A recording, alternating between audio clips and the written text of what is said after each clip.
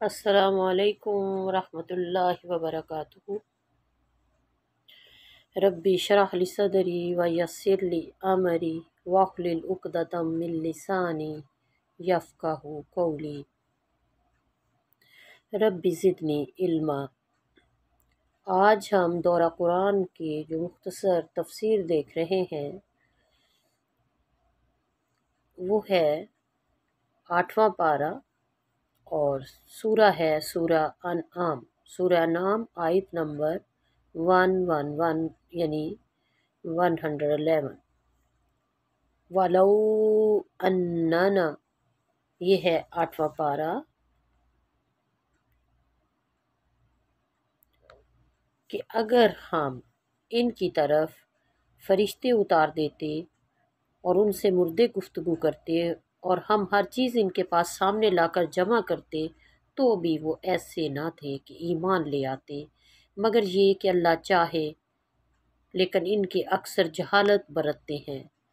یعنی یہاں پر وہی چیز کا ذکر کہ ان کے جتنے بھی مطالبات پورے کر دیے جائیں تو یہ ایمان جس نے نہیں لانا اس نے نہیں لانا، مگر اللہ چاہے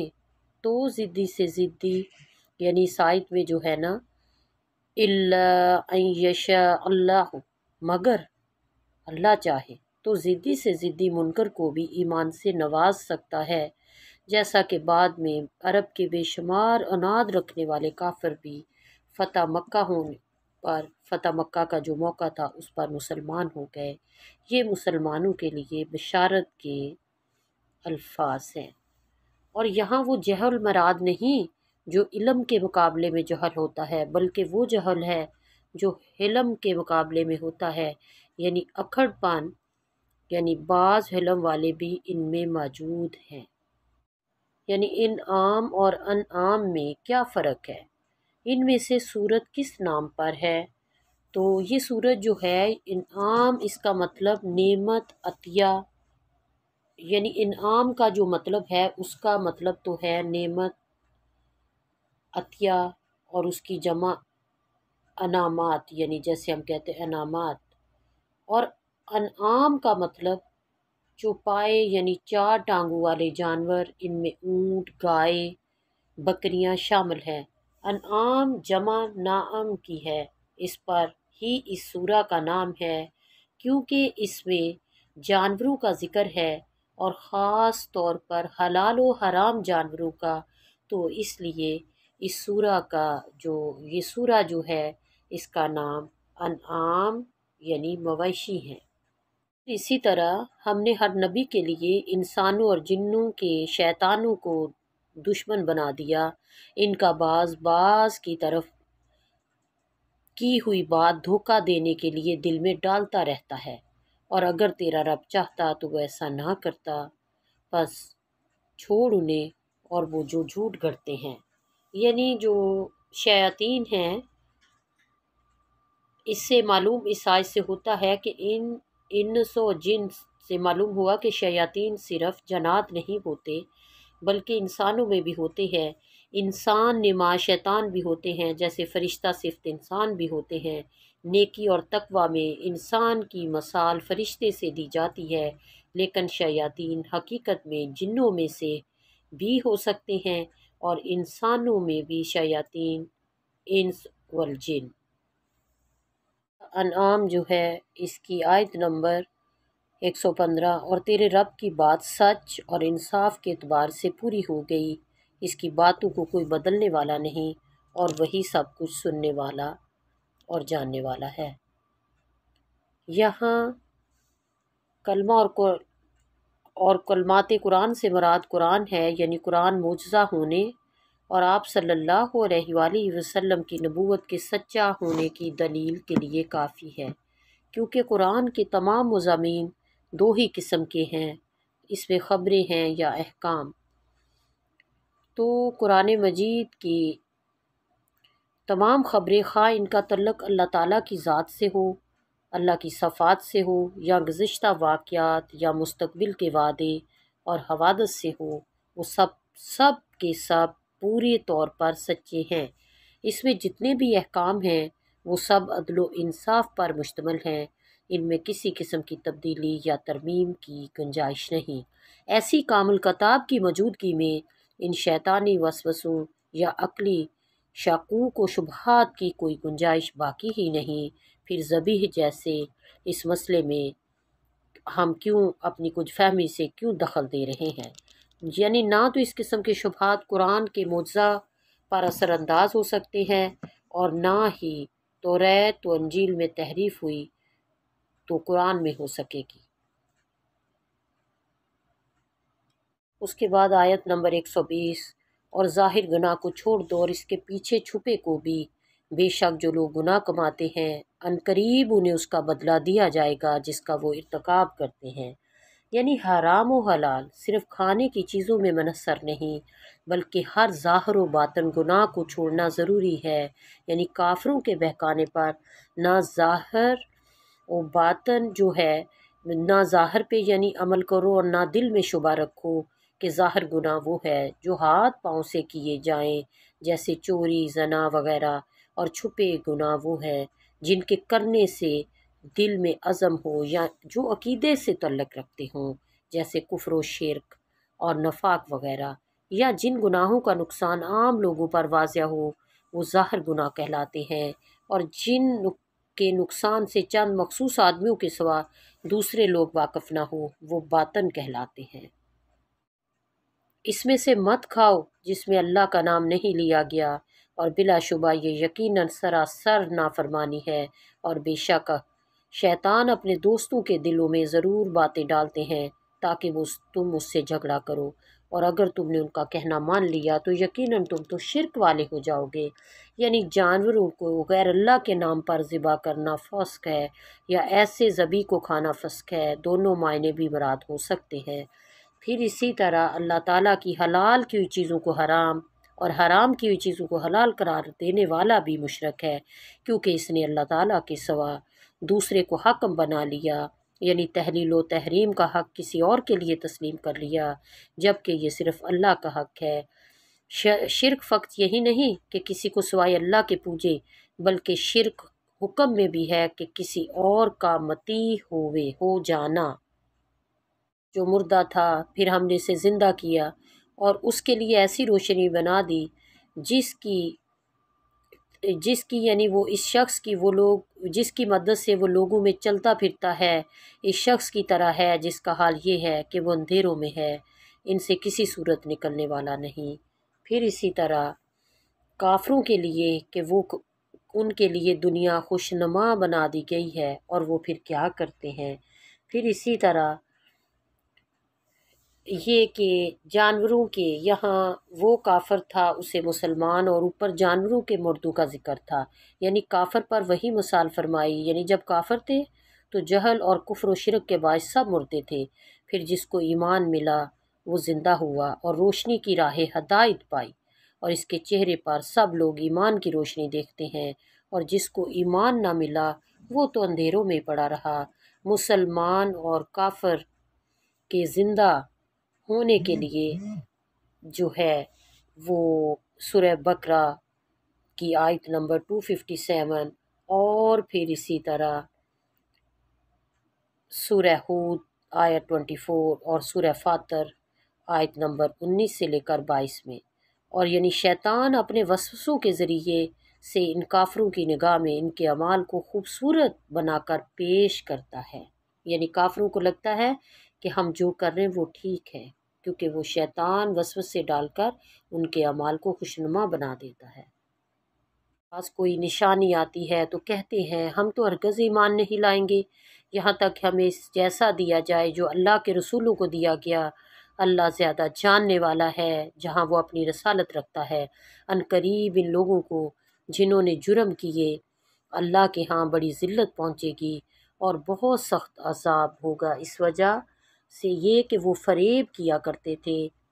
یعنی نبوت و رسالت محض وہ بھی چیز ہے، اللہ تعالیٰ جسے چاہتا ہے نبوت کی امانت اس کے سپرد کر دیتا ہے، اور وہی بہتر جانتا ہے کہ یہ نعمت کس سے عطا کرنی ہے، مکہ کے ایک یتیم کو یا مکہ اور طائف کے کسی متکبر سردار کو۔ یہ تو اللہ ہی بہتر جانتا ہے کہ کس کے نصیب میں ہے اور وہ کس کو رسالت نصیب کرتا ہے۔ اور وہ بہتر جانتا ہے کہ وہ کہاں پر اپنی رسالت رکھتا ہے، یعنی کس کو رسالت عطا کرتا ہے۔ 125، جب ان کے پاس کوئی نشانی آتی ہے تو کہتے ہیں ہم ہرگز ایمان نہیں لائیں گے یہاں تک کہ ہمیں اس جیسا دیا جائے کہ جو اللہ کے رسولوں کو دیا گیا، اور زیادہ جاننے والا ہے اللہ، تو زیادہ جاننے والا ہے۔ جہاں وہ اپنی رسالت رکھتا ہے عنقریب ان لوگوں نے جرم کیے، ان کے ہاں بڑی ذلت ہے اور ان کے لیے سخت عذاب ہے۔ پھر آگے اسی طرح ہی کہ کافر جو ہیں وہ قسمیں کھاتے ہیں ایک آیت نشانی دیکھے تو ضرور یقین لے آئیں گے، اب فرمایا کہ ہم نہ دیں گے، ایمان تو کیوں کر لاؤ گے؟ بیچ میں مردہ حلال کرنے کے ہیلے ذکر کیے۔ اب اسی طرح وہ مختلف ہیلے بہانے بنا لیے، وہ نشان ہے گمراہی کا، اور پھر ان کو کوئی آیت اثر نہیں کرے گی۔ یہ آیت کسی طرح سائنسی لحاظ سے قرآن کے اعجاز اور حقانیت کی دلیل یعنی بنتی ہے۔ قرآن کریم نے بلندی پر سائنس کی دشواری کو اس وقت بتایا جب سائنس کا علم تک نہ تھا، اور سائنس نے بعد میں یہ معلوم کیا کہ بلندی پر آکسیجن کی کمی کی وجہ سے سانس گھٹتا ہوا محسوس ہوتا ہے، یجعل صدرہ ضیقا خرجا۔ اسی طرح تو یہ آیت قرآن کی حقانیت کی دلیل ہے۔ اللہ نے گمراہ شخص کے سینے کی مثال اس شخص سے دی ہے جو بلندی پر چڑھتے ہوئے سینے کی گھٹن کا شکار ہوتا ہے۔ یہ اعجاز قرآنی میں سے ہے، سیدھا رستہ ہے۔ بے شک ہم نے لوگوں کے لیے آیات کو کھول کر بیان کر دیا ہے جو نصیحت کرتے ہیں، اور انہی کے لیے رب کے ہاں سلامتی کا گھر ہے اور وہ ان کا مددگار ہے ان اعمال کی وجہ سے جو وہ کیا کرتے تھے۔ دراصل دارالسلام یہ جنت کا نام ہے اس لیے کہ وہ ہر عیب، آفت اور ہر غم سے پاک ہے۔ جنت میں ہر طرف سلام ہی سلام ہوگا، جنتیوں کا آپس میں سلام، پھر اسی طرح فرشتوں کا جنتیوں کو سلام، پھر سلام علیکم، پھر اسی طرح اللہ کا سلام کی طرف سے اللہ کا اہل جنت کو سلام، اور پھر سلام قول من رب رحیم۔ درجے ہیں ان اعمال کی وجہ سے جو انہوں نے کیے، اور تیرا رب اس سے ہرگز بے خبر نہیں جو وہ کر رہے ہیں۔ یعنی اس آیت سے معلوم ہوا کہ جنوں میں سے بھی جو نیک ہیں وہ جنت میں، اور جو بدکار ہیں وہ جہنم میں جائیں گے۔ سورہ رحمان میں بھی اس کی تفصیل موجود ہے، اور جنت اور جہنم میں بھی ان کے درجات و درکات مختلف ہوں گے۔ اور پھر تیرا رب ہی ہر طرح بے پرواہ کمال رحمت والا ہے، اگر وہ چاہے تو تمہیں لے جائے اور تمہارے بعد جانشین بنا دے جسے چاہے، اور جس طرح اس نے تمہیں کچھ اور لوگوں کی اولاد سے پیدا کیا۔ اسی طرح رسول اللہ صلی اللہ علیہ وآلہ وسلم نے فرمایا اللہ تعالیٰ کی 100 رحمتیں ہیں، ایک رحمت اس نے جنوں، آدمیوں، جانوروں اور کیڑے مکوڑوں میں اتاری ہے، اور اسی ایک رحمت کی وجہ سے ایک دوسرے پر مہربانی کرتے ہیں اور رحم کرتے ہیں، اور اسی ایک رحمت کی وجہ سے وحشی جانور اپنے بچوں سے محبت کرتے ہیں، اور 99 رحمتیں یعنی 99 رحمت اللہ تعالیٰ نے اپنے پاس محفوظ رکھی ہیں۔ اور پھر اسی طرح کہ جو 99 رحمتیں ہیں وہ اللہ تعالیٰ نے اٹھا رکھی ہیں جو اپنے بندوں پر قیامت کے دن کرے گا، یعنی جس طرح تمہیں اللہ تعالیٰ پہلے لوگوں کو اللہ تعالیٰ نے جانشین بنایا، اس طرح تمہیں تباہ کر کے دوسرے لوگوں کو بھی تمہارا جانشین بنا سکتا ہے۔ یہ کہ اس کی قدرت ہے کہ یہ جن و انس کو پیدا کرنے پر ہی یعنی اللہ کی قدرت منحصر نہیں بلکہ ان کی بجائے کوئی تیسری قسم کی مخلوق بھی پیدا کر سکتا ہے۔ تو اسی لیے بے شک وہ چیز جس کا تم سے وعدہ کیا جا رہا ہے ضرور آنے والی ہے، تم کسی صورت عاجز ہونے والے نہیں۔ اس طرح ابن کثیر رحمہ اللہ نے فرمایا کہ اللہ تعالیٰ نے اپنے رسول سے وعدہ فرمایا اور اسے پورا فرمایا، انہیں تمام ملک پر قبضہ عطا فرمایا، مخالفین ان کے رحم و کرم پر رہ گئے، مکہ فتح بھی کروا دیا، یہ سب کچھ آپ کی زندگی میں ہو گیا۔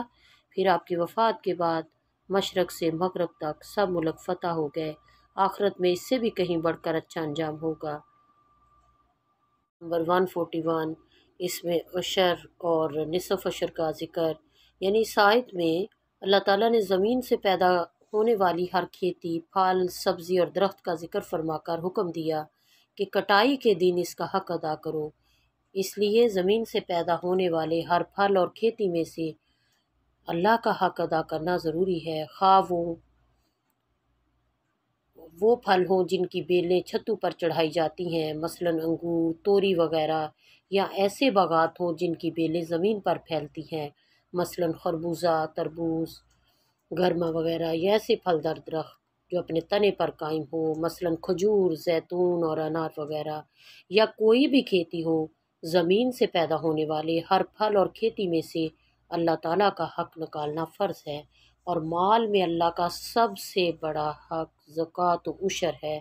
رسول اللہ صلی اللہ علیہ وآلہ وسلم کے فرمان کے مطابق بارش، چشموں اور نہروں سے سیراب ہونے والی ہر فصل میں عشر یعنی 10 من میں سے 1 من، اور پانی کھینچ کر سیراب کی جانے والی ہر فصل میں سے نصف عشر یعنی 20 من میں سے 1 من ہے۔ رسول اکرم صلی اللہ علیہ وآلہ وسلم نے اس میں سے کسی فصل کو مستثنی قرار نہیں دیا۔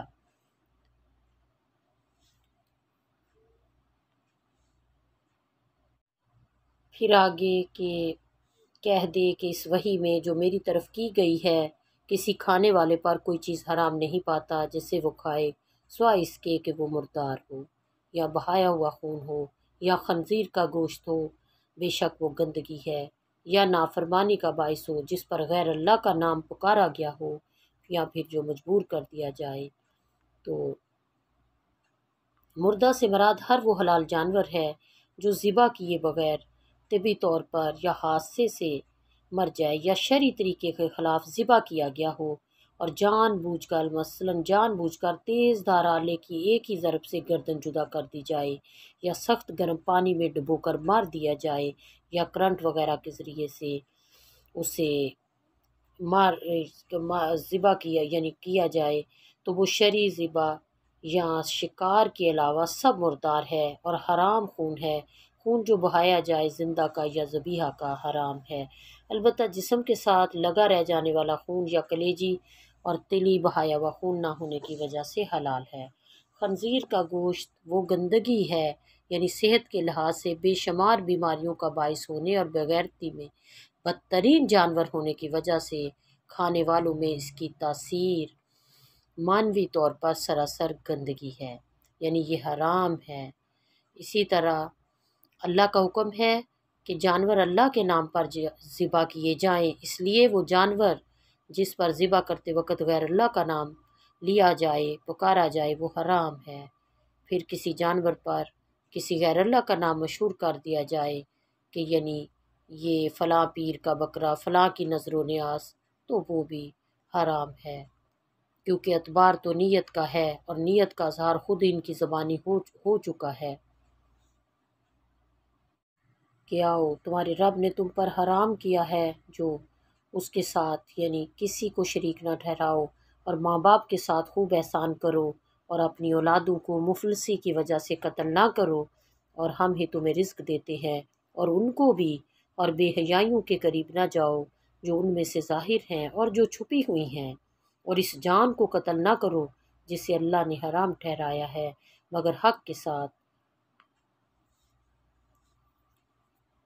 میں سے صراط مستقیم صرف اسلام ہے، باقی سب باطل ہیں۔ اس آیت میں جس طرح تمام باطل دینوں سے منع فرمایا گیا، اسی طرح اسلام میں بھی فرقے بنانے سے روک دیا گیا۔ اسلام میں سیدھی راہ کتاب و سنت کی راہ ہے، جس پر وہ پہلے 3 زمانے گزرے ہیں، جسے رسول اکرم صلی اللہ علیہ وآلہ وسلم نے خیر الناس قرار دیا۔ اس کے سوا باقی سب راستے ممنوع ٹھہرے، خواہ وہ مذہب اربا کی تقلید ہو یا اہل بدعت کے بنائے ہوئے طریقے ہوں، کیونکہ یہ شروع ہی بعد میں ہوئے ہیں، اور پرانی اور نئی ہر قسم کی بدعت گمراہ کن ہے۔ اور پھر سب کے سب قرآن و سنت کی اتباع کریں، یہی صراط مستقیم ہے جس کی طرف اللہ نے دعوت دی ہے، تاکہ تم اللہ کی نافرمانی نہ کرو، اس کے عذاب اور جہنم سے بچ جاؤ، کیونکہ مختلف راستوں سے بچ کر اس کے سیدھے راستے پر چلنے کے سوا بچنے کی کوئی صورت نہیں، اسی لیے تقوی کی راہ یہی ہے۔ عظیم کتاب ہے جسے ہم نے نازل کیا، بڑی برکت والی ہے، اس کی پیروی کرو اور بچ جاؤ تاکہ تم پر رحم کیا جائے۔ اس سے مراد قرآن مجید ہے۔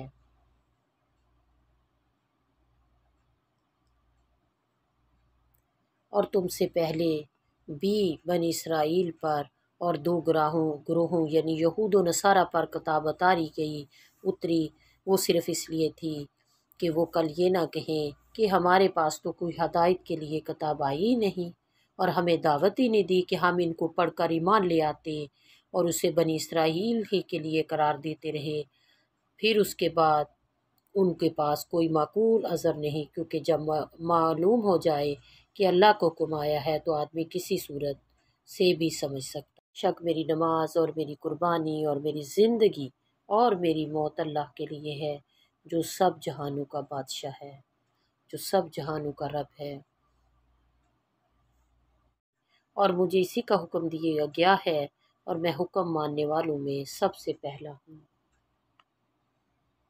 کہہ دے، کیا میں اللہ کے سوا کوئی اور رب تلاش کروں؟ حالانکہ وہ تو ہر چیز کا رب ہے۔ کوئی جان کمائی نہیں کرتی مگر اپنے آپ پر، اور کوئی نہ کوئی بوجھ اٹھانے والی کسی دوسری کا بوجھ اٹھائے گی۔ پھر تمہارے رب ہی کی طرف تمہیں لوٹ کر جانا ہے، تو وہ تمہیں بتائے گا جس میں تم اختلاف کرتے ہو۔ قدری سے نعمتوں پر زوال آتا ہے۔ نبی اکرم صلی اللہ علیہ وآلہ وسلم نعمتوں کی ناقدری کرنے سے اللہ کی پناہ مانگا کرتے تھے، اور پھر دعا ترجمہ: اے اللہ، میں تیری پناہ چاہتا ہوں نعمت کے زائل ہو جانے اور تیری عافیت کے منتقل ہو جانے سے، تیری گرفت کے اچانک آ جانے اور تیری ہر قسم کی ناراضگی سے، اور نعمتوں کی فراوانی پر اس کا شکر ادا کرنے سے اللہ تعالیٰ نعم البدل عطا کرتا ہے۔ پھر یہی آگے کہ جنات کو دیکھا گیا، کیا جنات کو دیکھنا ممکن ہے؟ سورہ اعراف میں ہے کہ ان کے وار کی بات ہے کہ ان کا وار اتنا خفیہ ہوتا ہے، ورنہ کہ جیسا کہ سورہ انعام میں بھی تھا، عدو شیاطین الانس والجن میں ہے کہ شیاطین انسانوں میں بھی ہوتے اور جنوں میں بھی، تو انسان دیکھ بھی سکتے ہیں سامنے ہونے کی وجہ سے، لیکن ان کے وار کا اندازہ نہیں لگایا جا سکتا۔ اسی طرح جنات کو دیکھنا ممکن ہے، لیکن ان کا وار خفیہ ہوتا ہے۔ اللہ اس بات سے انسانیت کو آگاہ کر رہا ہے تاکہ ابن آدم ان سے بچ کر رہے۔ ابو ہریرہ مسلسل 3 راتیں ایک جن کو پکڑتے رہے، اور صحیح مسلم میں ہے کہ رسول اللہ صلی اللہ علیہ وآلہ وسلم نے فرمایا، آج رات میری نماز قطع کرنے کے لیے میرے پاس ایک سرکش جن آ گیا۔ اگر میرے بھائی سلیمان علیہ السلام کی دعا نہ ہوتی تو میں اسے پکڑ کر ستون سے باندھ دیتا اور صبح کو مدینہ کے بچے اس سے کھیلتے۔ سورہ اعراف کی آیت میں شیطان کے وار سے بچنے کی دعا رسول اکرم صلی اللہ علیہ وآلہ وسلم نے ہمیشہ صبح شام یہ کلمات پڑھا کرتے تھے، اور ان میں کبھی ناغہ نہیں ڈالا کرتے تھے۔ اللہم انی اسألک عفو والعافیہ فی الدنیا والآخرہ، اللہم انی اسألک عفو والعافیہ فی دینی و دنیائی و اہلی و مالی، اللہم استر عوراتی و آمن رعاتی، اللہم احفظنی من بین یدی ومن خلفی وعن یمینی وعن شمالی ومن فوقی واعوذ بعظمتک ان اغتال من تحتی۔ کھانے پینے کے جو پھر آداب جو ہیں، ابو امامہ رضی اللہ عنہ نے نبی اکرم صلی اللہ علیہ وآلہ وسلم سے جب کھانے سے فارغ ہوتے تو یہ دعا پڑھتے کہ تمام تعریفیں اس اللہ کے لیے جس نے ہماری کفایت کی اور ہمیں سیراب کیا۔ ہم اس کھانے کے حق پورے طرح ادا نہ کر سکے، ورنہ ہم اس نعمت کے منکر نہیں ہیں۔ پھر نیا لباس پہننے کی، اے اللہ، تیری ہی لیے ہر اس قسم کی تعریف ہے، تو نے ہی مجھے نیا پہنایا لباس۔ میں تجھی سے سوال کرتا ہوں اس کی بھلائی کا اور اس کام کی بھلائی کا جس کے لیے اسے بنایا گیا۔ میں تیری پناہ میں آتا ہوں اس کے شر سے اور اس کام کے شر سے جس کے لیے اسے بنایا گیا۔ اور جنتیوں کا نغمہ جو ہوگا وہ کہیں گے سب تعریف اس اللہ کی جس نے ہمیں اس کی ہدایت دی اور ہم کبھی نہ تھے کہ ہدایت پاتے۔ اور وہ دعا جس کی وجہ سے حضرت آدم اور حوا علیہ السلام کی دعا قبول ہوئی، ربنا ظلمنا انفسنا وان لم تغفر لنا وترحمنا لنکونن من الخاسرین۔ پھر مغفرت کی دعا، اے اللہ تو میرے چھوٹے بڑے اگلے پیچھے پچھلے اور علانیہ اور پشیدہ گناہ بخش دے۔ پھر بارش اور خوشحالی کی دعائیں، اے اللہ تو اپنے بندوں اور چپایوں کو سیراب کر اور اپنی رحمت عام کر دے اور اپنے مردہ شہر کو زندگی عطا فرما۔ اور پھر ذبح کی دعا، بسم اللہ اللہ اکبر، یعنی اللہ کے نام کے ساتھ، اللہ سب سے بڑا ہے۔ وآخر دعوانا الحمدللہ رب العالمین۔ اللہ تعالی ہماری اس کاوش کو قبول فرمائے، اللہ ہم سب سے راضی ہو، اور اللہ تعالی ہم سب کو اس قرآن پر عمل کرنے والا اور اس کو سمجھنے والا بنائے۔ السلام علیکم ورحمۃ اللہ وبرکاتہ۔